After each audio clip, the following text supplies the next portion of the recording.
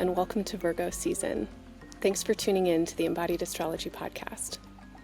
I'm Renee Sills. I'm a consulting astrologer, embodiment educator, and the creator of Embodied Astrology. I've been taking some time off this summer, and these horoscopes were recorded way back in Gemini season, so please let me know how they land for you and what's resonating in the comments. I do read my comments, and I want you to know that hearing from you is one of my favorite parts of this work, so thank you for talking back with me. As you tune in with this reading, keep in mind that astrology is an ancient, vast, and multidimensional technology. But sun sign horoscopes are general, and every astrologer has their own lens for interpretation. Not everything I offer will resonate for everyone, so take what works, leave the rest, always listen to your own intuition, and make the meanings that are most meaningful for you. I also want to remind you that horoscope astrology is most accurate for your rising sign. But, pro tip, do check your birth chart and see if you have a late degree rising sign. There are 30 degrees in every sign, and if your rising degree is later than 25 degrees, I'd recommend also listening to the sign that follows yours. If you have different rising and sun signs, listen for your sun sign for information on your general energy, and your rising sign for accuracy with timing, prediction, and thematic content. You can also listen for your moon and Venus placements for insight into your relationships. And since we're in a Mercury-ruled season, you might explore listening for your Mercury sign for more information on your mental state, important aspects of your communications, and definitely some more subtle themes that may be influencing you as we head into this Virgo season's eclipses. If you enjoy my readings, make sure to check out your 2025 Year Ahead Extended Horoscope. That's over an hour of in-depth exploration of this year's most important astrology for your sign, and those readings are discounted now by 25%, but still have so much more information that is relevant to this year, this season, and the eclipses we're about to enter. Okay, so before we get into your horoscopes, I also want to let you know that at Embodied Astrology, we offer much more than horoscopes and podcasts, and there are lots of opportunities to get involved. If you resonate with my voice and style and are interested in working with me to embody astrology more fluently and frequently, you can find me every Monday in Somatic Space, which is a weekly online class where we practice sensing current astrology through gentle exploratory movement, meditation, and visualization so that we can work with current astral influences in helpful, healing, and expansive ways. You can drop into Somatic Space any week or catch the recording if you can't attend live. But if you sign up for one of our monthly memberships, you'll get access to every live class, a library archive of past class recordings, and twice monthly chart reading study groups that are great spaces for learning more about how to work with your natal chart through experiential embodied practice. Our study groups are facilitated by my colleague, Embodied Astrology's community coordinator, Alisha Mawji. Alisha is also facilitating a 12-week cohort beginning on September 23rd called At the Heart of Conflict. This is the second group of 5 12-week gatherings, which are taking place during Jupiter's transit in Cancer between June of 2025 and June of 2026. At Embodied Astrology, one of our primary intentions is to harness astrology to work with the needs of our times. And Jupiter's influence in Cancer is particularly well suited for exploring patterns of conflict with curiosity, care, and in community with others, which is what this series is dedicated to. In these sessions, folks share and practice different tools that help us get curious about our own and others' experiences, expand our capacity in moments of dysregulation, and practice witnessing, careful reflecting, and collecting communal wisdom that expands different perspectives so we can move our conflict forward in new ways. Also coming up on our Virgo season calendar is a special one-time event I'll be co-facilitating with Sherri Taylor on September 21st, and that's the day of the Virgo new moon and solar eclipse. Sherri has spent over 15 years supporting individuals and organizations through transition, grief, growth, and awakening. Her work is rooted in trauma-informed psychology, adult development, systems coaching, and spiritual inquiry, and shaped by training in human development, group dynamics, and somatic practice. You might know her from Embodied Astrology. She has been with us for about 4 years now, and she is a longtime student of folk traditions, dream work, astrology, and mysticism as pathways into deeper presence and knowing. I'm so excited to be partnering with Sherri for this special event where we'll be tuning in with the Eclipse portal as an opportunity to play with deep diving into divination and dream work. If you're interested in any of what I just mentioned, you can find more information on everything in the show notes or under the events tab at embodiedastrology.com. Finally, if this work benefits you and you want to help me keep giving these monthly readings for free, please consider signing up for one of our recurring monthly donations. If every one of our listeners gave just $1 a month, we'd cover all of our operating expenses and have funds freed up to offer you even more. Other great ways to support this work are to follow, subscribe, like, comment, and sign up for our free newsletter, or send a horoscope to a friend. All right. Thanks for sticking with me for these announcements. Now let's get into your Virgo season and Eclipse season readings.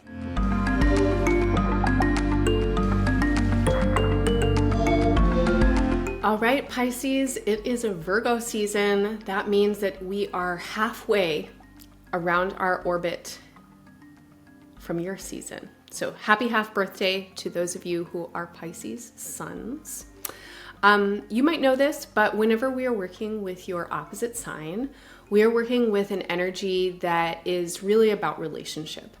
And the symbolism of the other or the opposite is a symbol of reflection and mirroring. And that is one of the things that relationships do for us. Other people provide a wonderful surface for our projections and reflect a lot to us. And certainly are teachers on the path of learning who we are. So as we move into Virgo season, we're moving into a season that is bringing some emphasis into the realms of relationship for you. We are also moving into eclipse season. And in 2025, beginning in 2024, throughout 2025, and all the way until 2027, actually, we'll have eclipses in the Pisces Virgo axis. And currently the North Node is in your sign and the South Node is in Virgo. Now the North and the South Nodes are the places where the moon's orbit around the Earth intersects on the ecliptic, and then we get that exact line of visibility that happens at eclipses that results in the sun or the moon being obscured. In the ancient symbolic language of astrology, the nodes are sometimes described as serpents or dragons, and they are the Ouroboros serpents, so the serpent eating its own tail. If you're really want to nerd out about cool astronomy kinds of things, you could look up Saros cycles, Saros cycles, because each eclipse pattern actually has its own pathway around the globe, and it's so beautiful to see it, and it kind of shows you how it feels like the eclipses are wrapping themselves around the earth, and it brings to mind some ancient images of like serpents wrapped around eggs, right? Anyway, that's just a diversion. The meaning of the North Node is the head of the serpent, the head of the dragon. The South Node is the tail. And the idea here is that evolution and time is cyclical. And what we are moving towards has everything to do with what we are coming from. And what we're leaving behind has everything to do with the direction that we're traveling. And the past becomes the present, becomes the future. And when we get into eclipse energy, oftentimes what happens for people is that cycles and patterns become a lot more clear in consciousness, and we have a possibility to shift something in the way that we're doing this particular pattern. So the North Node is in your sign right now, and it has not been here for 18 years. So this is a significant situation. The South Node is in your opposite sign. And what this tells me, Pisces, is that your evolutionary path is towards your own self-knowing right now. It is not about you really focusing on partnership, on significant relationships. I think a lot of you are actually taking your energy back. You might be taking your energy back in ways that you have constantly been extending it out. The relationship might be fine. It's just going through some changes and you're like, I'm sorry, I'm not going to do your laundry anymore or something like that. And you're like, this time is mine now. Some of you are really in some kind of shifting landscape of relationships. You may be ready to leave particular dynamics. You may have already left, or there may have been some kind of separation. And now the focus is on you. How do you take care of you? Some of you are doing some really important psychological growth around your values and priorities and really like what you want to invest in. And that is naturally going to change the way that you are engaging in relationships.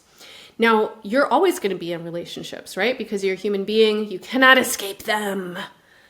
So relationships are a focus when we move into Virgo season, but I feel that the focus for you right now is on how you want relationships to change and how they are changing for you.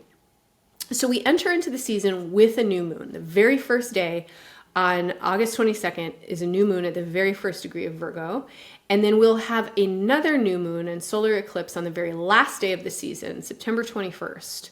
And in between them, we're going to have a full moon lunar eclipse on September 7th. So this first new moon is setting the stage for these eclipses that are coming down the line. It is coinciding with the very end of Mercury's retrograde cycle. Mercury already stationed direct back in Leo season, but it is still in its shadow phase for the first few days. And I feel that as we move into Virgo season, a lot of you are, it's like you're taking care of business is the feeling that I have. You're kind of like, I know what my needs are. I'm taking care of my needs first.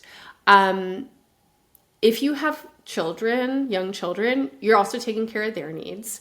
I feel like there's a lot of energy for Pisces parents right now with their kids. If you're a Pisces parent, let me know. Does that resonate for you? It's like there is a lot of emphasis for Pisces in this place of children throughout the year of June 2025 till June 2026. Obviously, parents need to be focused on their child for much longer than a year, but there's something about this particular period of time where I just feel like there's a lot of growth and learning in your relationship with your children. And a lot of you are also coming into a different kind of relationship with your inner child. And I think that there's some recovery that might be happening for you with your inner child, where you're remembering certain parts of your being and you are reclaiming them. Anyway, all that to say, we go into Virgo season and I feel like a lot of you are taking care of business and you're like, boom, boom, boom. I need to do this, this, and that. And like, this is me taking care of me. And this is a vibe that you're bringing into your connections with other people. And the feeling that I get is you can want people, but not need them, right? And of course we need other people because we're human beings. Like we are definitely interdependent and codependent. But also, like, there are some ways where people think they need people and they really don't, right? Like you don't need other people to affirm your existence, right? You don't need other people to like give you a sense of self-worth. Yes, on an existential level, we do need relationships that mirror to us and allow us to cultivate those things. But for adults, right, I'm just going to say it's like you have this feeling in your chart right now of like taking your energy back, taking care of your own business, and you're like, I'm not looking for anybody to fill a gap, right? Like, I don't need other people to give me something that I don't have. You might want something, but that's really different from like feeling like you need them. And you're clarifying what your needs are as well. And so some of you might be very clear that, oh, you need particular kinds of friendship, but maybe you don't need particular kinds of partnership. Or you need sex, but you might not need long-term commitment with the same person who you're having sex with. That is possible, believe it or not. Like you can separate friendship, romance, sexuality, long-term partnership, domestic cohabitation. They all get to be their own baskets. They don't have to all go in the same basket. And I think that a lot of Pisces you're separating things out into different baskets right now. And you're like, I can have these kinds of friends for this kind of thing and those kinds of friends for that kind of thing. And I don't need one person to meet all of my needs. And this is liberating. This is hugely liberating for you. And it sets you up to move into the eclipses in a way that I think is going to benefit you ultimately. But also as we move into the eclipses, there is a reminder that you do actually need people. So we enter into the season. It's like you're coming out of Leo season. You're like, bitch, I don't need anybody. All I need is me. But then by the time we get into September, you're like, oh God, shoot. Like maybe I do need some people. And it is practical. We do need people. We do need each other. We absolutely need each other to survive. And you're doing this kind of like pulling out the threads of things right now. And you're like, what do I actually really need? And you're interested in where you can meet the needs for yourself, but you're also really aware that you cannot meet all the needs for yourself. And like, you can meet all your needs for yourself all day long, but then at the end of the day, you kind of want someone to hold you. You know, it's like this kind of feeling where you're like, I guess maybe I do need people. And there's this kind of like sense of, okay, let's take this seriously. That I feel these eclipses are wanting you to engage with.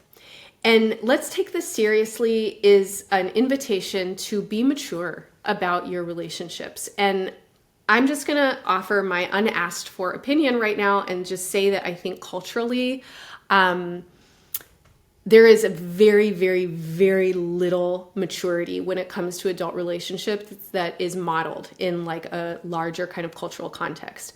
Most of the Hollywood versions of romance are wildly immature love stories. It's like you see people falling madly in love, getting completely high on new relationship drugs. It's like their minds are just completely dazed with dopamine.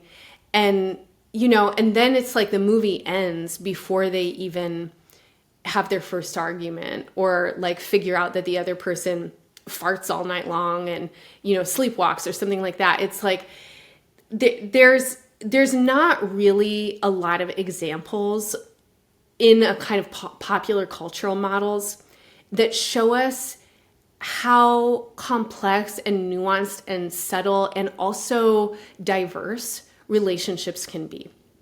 And in my opinion that nobody asked for, I really feel like the evolutionary path for commitment and familial relationships, for those of us that might identify as, you know, Gen X, millennials, Gen Z, maybe even the alphas. I feel like younger people might have this figured out more. I do feel like a lot of us are recognizing that to be sustainable in our relationships, we do need to be polyamorous. And that does not mean having sex with multiple people only, okay? You can be polyamorous and not even be sexual at all. Polyamorous means multiple loves, okay? Sex does not have to always go with romance. It doesn't have to go with lifetime partnership. It doesn't have to go with domestic cohabitation. So there's something that I feel like you're doing right now where you're like, I need people, but I don't need everybody for the same thing. And I don't want to be the same thing for everybody. I don't want everybody to need me for everything that they need. And you are claiming your own resources, your time, your energy, your boundaries, your capacity, and also your needs. And you are trying to up-level your relationship skills so that you can have more subtle, nuanced, mature configurations that allow you to get your needs met in different ways. And again, I'm not saying you have to be out there like sleeping with a bunch of people. I do feel like everybody needs a village, right? Everybody needs a village to survive. Like, we need friends, we need mentors, we need people who we feel romantic with, we need people who we can feel quiet with. It's like there are so many different needs that any one person has. And to allow ourselves to really experience the range of those needs and imagine the possibility that they could all get met if we could just love in a spectrum. Wow, what a liberation. So maybe you're already there. Maybe this doesn't resonate for you at all. Take what works, leave the rest. Between September 7th and the 21st, we are in the eclipse window. And in the eclipse window, things might be coming up that seem small in the moment and then turn into like a bigger kind of feeling or a bigger kind of thing. And that changes something really quickly. And so it does feel like Pisces is really changing a lot when it comes to relationship dynamics. And I'm going to say that overwhelmingly, I feel like a lot of you are changing because you are more and more clear what you don't want and what doesn't work for you and what you don't want to give. And this then helps you know what you do want and what you do want to give and what you have to offer, etc. The new moon solar eclipse on the 21st really brings a vibe with it that feels pretty intense on a collective level. I'm pre-recording for you from June. I don't know what the situation is going to be by the time we get there. I will say that it feels like a time that is bringing a lot of gravity with it. And it's also a time that requires concentration and focus on what our priorities are. So we do not want to allow ourselves to get completely distracted and, moved into a million different directions because more of the same kinds of things are constantly grabbing at our attention. This is a time to really stay devoted and intentional about what it is that we are trying to build. So this new moon and solar eclipse is coming up in the last degree of Virgo. This is your solar 7th house, and this is a place that represents kind of the transition between the concept of relationship into the reality of intimacy and sharing with others. And I feel that a lot of you are having some big wake-up calls right now about the ways that relationships, can progress and escalate, sometimes without anybody making any conscious choice that that's what they want. And relationships will very, very quickly form around habit and expectation and, people's biographies and what they're coming in thinking that relationships are all about. And I think that a lot of you are really wanting to rewrite the script. You don't want to do the same things that you have done before. You really want something different. And some of you have new romances right now. And these could be friends, these could be lovers, these could be people who are long-term partners and you're feeling some new burst of love for. And these could also be people who you're considering partnership with or who you might be collaborating with in some other kind of way.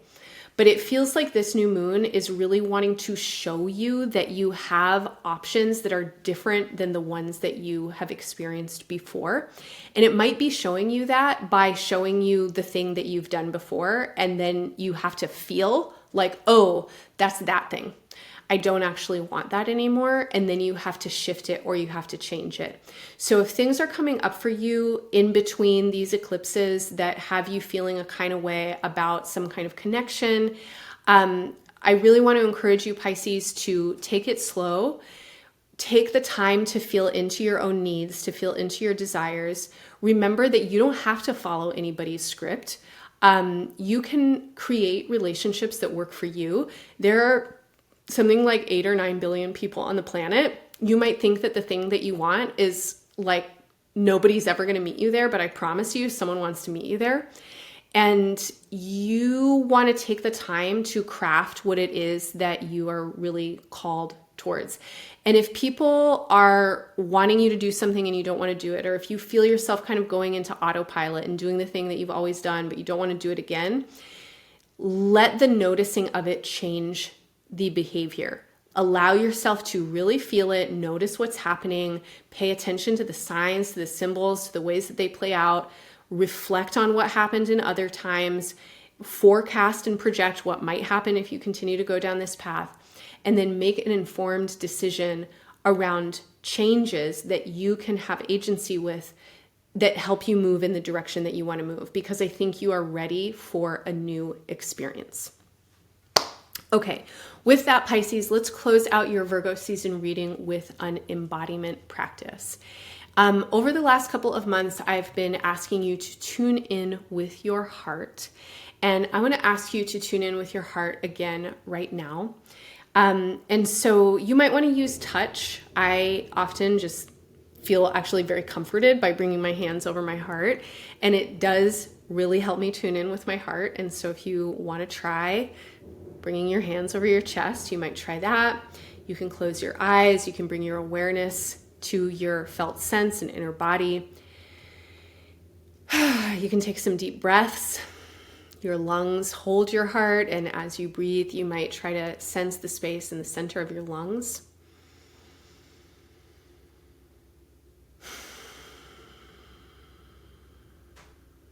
Okay, Pisces, and then I want to invite you to start to imagine and call forth awareness of all the ways that you are loved.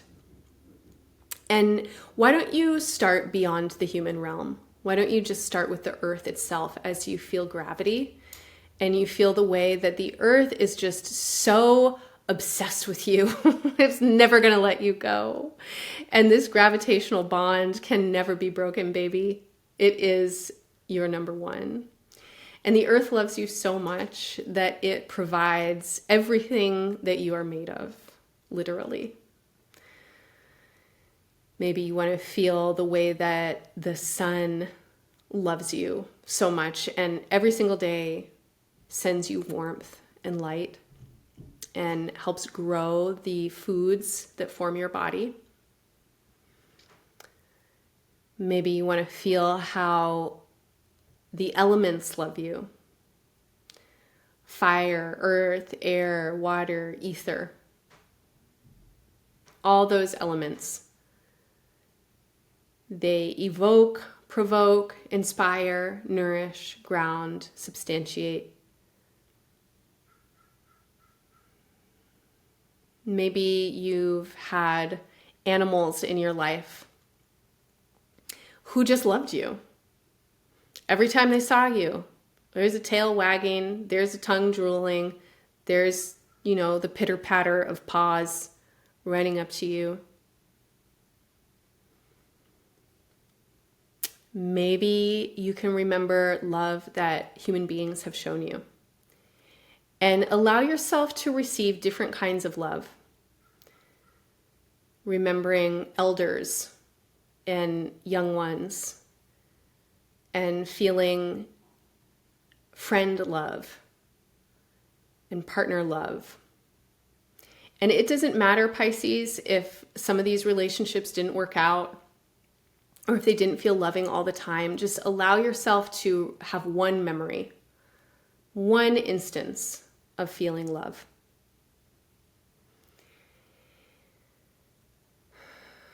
Okay, and then switch the direction and start to recall and imagine all that you have loved. Are there places in the world that you just really love? Every time you go there, you're like, oh my gosh, I love it here. Are there particular flowers that you just really love? And every time you see them or smell them, you're just totally immersed in their beauty or their scent, the love that you have for them. Maybe there are works of art that you love. Maybe there are artists that you love. Maybe you love your pets too. And I bet that there are lots of different kinds of people who you have loved and do love.